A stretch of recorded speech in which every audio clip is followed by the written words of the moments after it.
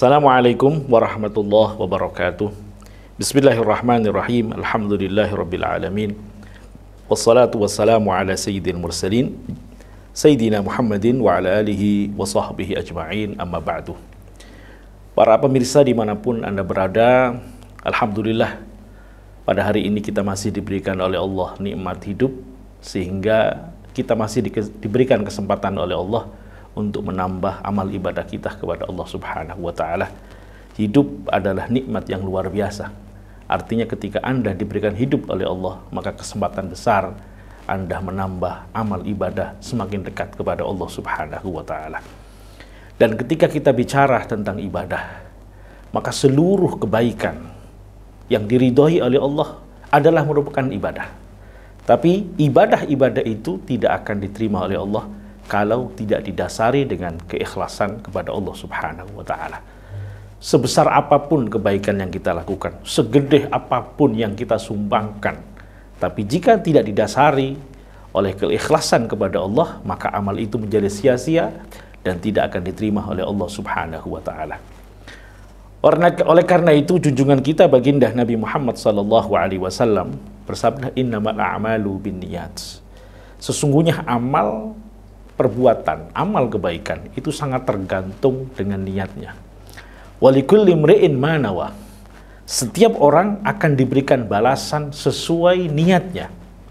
Nah, ini perlu kita garis bawahi. Setiap seseorang akan diberikan balasan sesuai niatnya. Maka merupakan rahmat Allah yang luar biasa. Seseorang ketika sudah meniatkan kebaikan, kalau niatnya itu sungguh-sungguh, maka dia sudah diberikan pahala oleh Allah, pahala yang sempurna.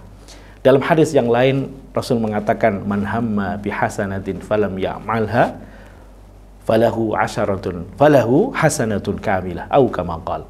Barang siapa yang sudah meniatkan kebaikan, mantap akan melakukan kebaikan, tapi kemudian ada satu hal penghalang sehingga dia tidak mampu melaksanakan yang diniatkan, maka dia sudah mendapatkan satu kebaikan yang sempurna.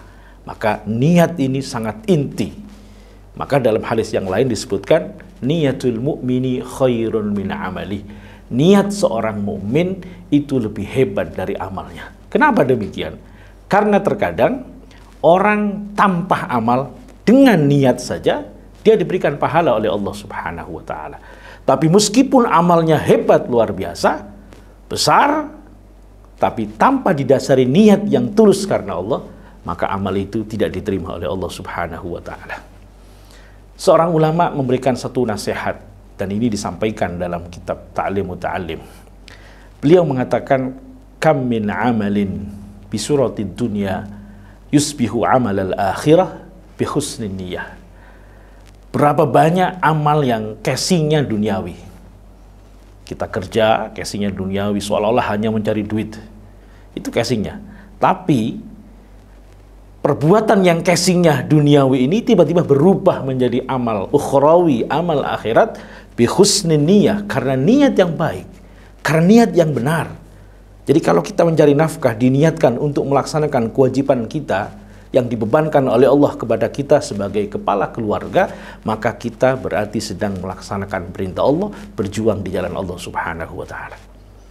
Nah, tapi sebaliknya, naudzubillah min dzalik. Kam min amalin bisurati amalil akhirah yusbihu amalad dunya bisu'in niyah. Berapa banyak amal yang kelihatannya casingnya akhirat, luar biasa. Tapi ternyata di hadapan Allah ini amal yang tidak ada artinya. Amal duniawi yang remeh-temeh di hadapan Allah, gak ada artinya. Kenapa itu berubah seperti itu? Bisu'in niyati, karena niat yang salah.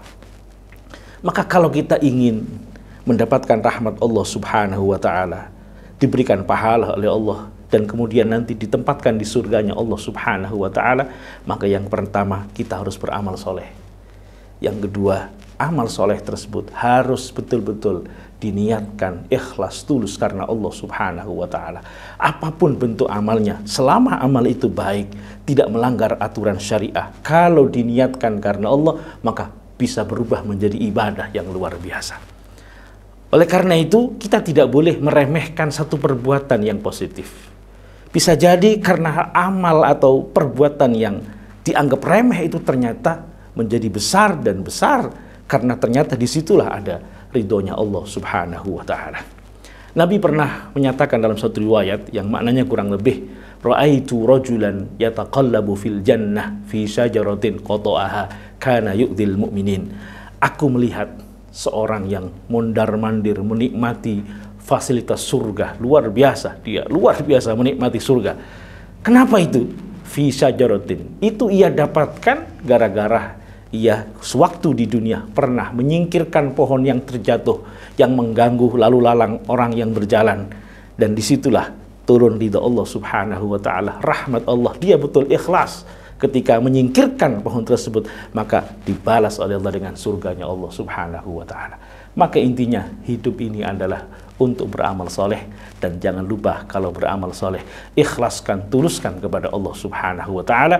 Jangan dengarkan ucapan sana sini, tetap lurus, tegak lurus. Selama ini baik, maka tujuan kita adalah Allah Subhanahu wa Ta'ala. Semoga kita semua nanti pada akhirnya di akhirat dikumpulkan oleh Allah di surganya Allah Subhanahu wa Ta'ala, dan semoga seluruh amal ibadah kita diterima oleh Allah Subhanahu wa Ta'ala. Baik, para pemirsa, teman-teman sekalian, ada beberapa pertanyaan yang sampai kepada kita. Yang pertama adalah, penduduk surga nanti yang di dunia suka berkebun, apakah nanti bisa juga berkebun?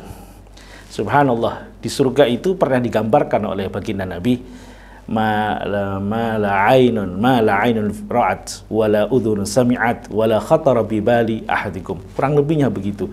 Nikmat surgawi itu tidak pernah terlihat oleh mata, tidak pernah terdengar oleh telinga, dan tidak pernah terbesit dalam hati sanubari seseorang. Artinya jika kita membayangkan nikmat surga itu nikmat yang sangat luar biasa, di luar ambang batas imajinasi kita. Jadi yang penting, lahum ma yasha'un, apapun yang Anda minta dikabulkan oleh Allah Subhanahu wa Ta'ala. Tapi jangan lupa, karakter ahli surga beda dengan karakter ahli orang-orang di dunia. Orang di dunia pikirannya macam-macam. Nah, tapi orang-orang ahli surga tentunya pikirannya adalah pikiran hamba-hamba Allah yang bersyukur, yang tunduk patuh kepada Allah Subhanahu wa Ta'ala. Pertanyaan kedua, saya ikhlas membantu seseorang, tetapi keikhlasan saya perlihatkan dengan tujuan untuk membuat motivasi yang lain untuk melakukan seperti apa yang saya lakukan. Itu seperti apa, Ustaz?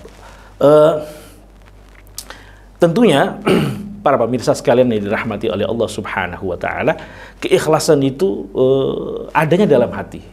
Maka kita tidak, orang lain tidak bisa meneliti, tidak bisa memvonis ini ikhlas atau tidak, karena ikhlas itu adanya dalam hati dan hanya Allah saja yang tahu, dan mungkin orang itu juga tahu. Oleh karena itu yang menjadi permasalahan bukan apakah amal itu kita perlihatkan atau tidak, atau kita sembunyikan atau tidak. Terkadang amal itu ketika diperlihatkan lebih bagus. Karena apa? Karena bisa memotivasi orang yang lain.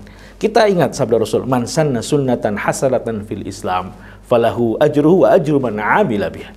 Falahu ajruha wa ajru man amila biha. Barang siapa yang memberikan contoh dalam Islam, contoh yang baik, kemudian diikuti oleh generasi selanjutnya, oleh orang-orang lain, maka dia mendapatkan pahalanya dan pahala setiap orang yang melakukan. Kalau kita tidak pernah memberikan contoh, maka kita tidak akan bisa mendapatkan pahala ini. Maka yang menjadi entry point-nya adalah ikhlaskan. Betul-betul ikhlaskan tujuan kita karena Allah, terlepas dari apakah amalan kita itu di depan umum ataupun di balik layar, tapi yang penting adalah keikhlasannya kepada Allah Subhanahu wa Ta'ala. Pertanyaan yang ketiga, Ustadz, saya tidak masalah jika orang lain mencibir saya ikhlas. Tapi kalau sudah mencibir keluarga saya nggak ikhlas, Ustadz. Seperti apa itu? Jadi sebenarnya ini bukan masalah ikhlas atau tidak. Ini masalahnya adalah sabar. Ya. Sabar. Jadi ketika kita dicibir oleh orang lain, tentunya sakit. Sebagai manusia biasa yang punya rohani, yang punya perasaan, pasti sakit. Nah, di sini yang menjadi poin kita adalah ketika kita menerima serangan ke pribadi kita, apakah kita bisa bersabar? Dalam arti, apakah kita bisa mengontrol tindakan kita dalam merespon cibiran orang tersebut? Nah, ini yang menjadi terpoin. Kalau sakit, tidaknya pasti sakit. Tapi yang menjadi poinnya adalah setelah sakit itu apa yang kita lakukan? Apakah kita membabi buta atau kita melakukan tindakan yang terukur? Dan disinilah perannya sabar. Begitu juga ketika orang tua kita misalnya dicibir, tentunya sangat menyakitkan, lebih menyakitkan lagi. Jadi ini ranahnya bukan ikhlas tidak ikhlas, tapi ranahnya sabar atau tidak, yaitu bagaimana kita merespon tindakan itu. Jangan sampai ketika orang mencibir orang tua kita membalasnya dengan mencibir orang tuanya. Itu kita sama dong dengan dia. Tapi tentunya di sini poinnya adalah ketika kita sabar, maka cara membalas kita adalah sesuai dengan yang kategori yang digariskan oleh baginda Nabi Muhammad SAW. Misalkan kita memberikan nasihat kepada dia, atau barangkali dia tetap saja berbuat tindakan yang lebih brutal, kita bisa laporkan kepada pihak-pihak yang berwenang. Mungkin itu yang bisa kami jawab. Baik, kepada para pemirsa yang telah memberikan pertanyaannya, kami ucapkan banyak-banyak terima kasih. Dan bagi masyarakat yang ingin menyampaikan pertanyaan atau keluhan, silakan sampaikan ke media sosial, dan semoga insya Allah kita akan jawab sebisa kami, dan semoga ini merupakan amal soleh buat kita semua. Wallahul muwaffiq lil aqwamit thoriq, wal afu minkum, wassalamualaikum warahmatullahi wabarakatuh.